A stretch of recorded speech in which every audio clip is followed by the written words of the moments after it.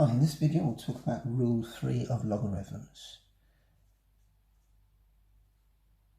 And this states, and this is a very important rule, log to the base 10, a raised to the power of n is equal to n log 10a. So that power becomes a multiplier of the log. And we also have ln a raised to the power n is equal to n ln a.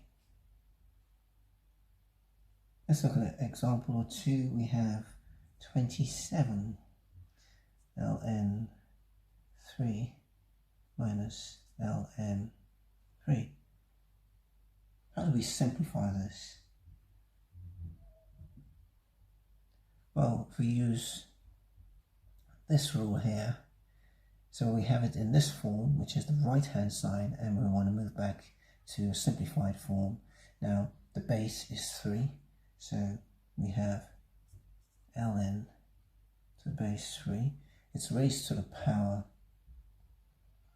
of 3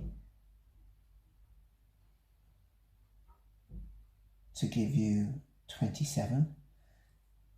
So that's 3 3s, 9 9 3s, 27. So that's n. And ln3 follows.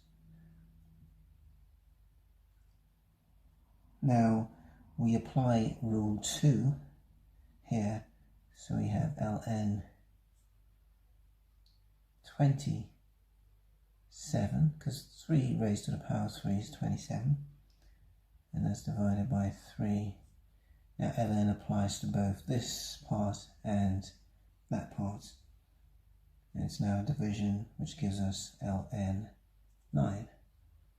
So from this, we simplify it to ln 9. What about this? 4 ln 3. Well, this is equal to ln. This is the base, 3, and we're raising it to the power of 4, which we can simplify to ln 81. What about 3 log to the base 10 of 5? Well, we have log to the base 10, we have 5 here, our base, and we're raising it to the 3rd power. So n is 3, which simplifies to log to base 10 of 125. Being able to manipulate logarithms is very important and useful. Where would I use logarithms? Well, we could use it for solving exponential equations, especially using rule 3 that I just covered. So exponential equations. We can explore exponential functions.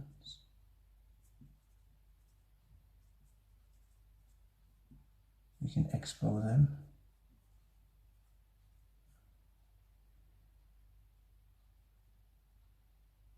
We can use it in calculus. There are lots of uses in calculus, for instance, the slope of functions.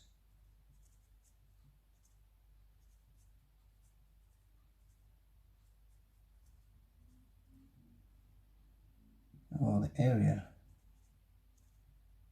bounded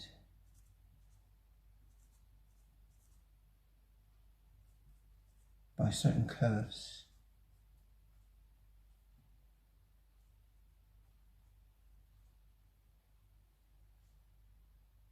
pH level of chemicals, detection of half-life of a radioactive, so half-life detection of a radioactive element. Oops, spelled that wrong.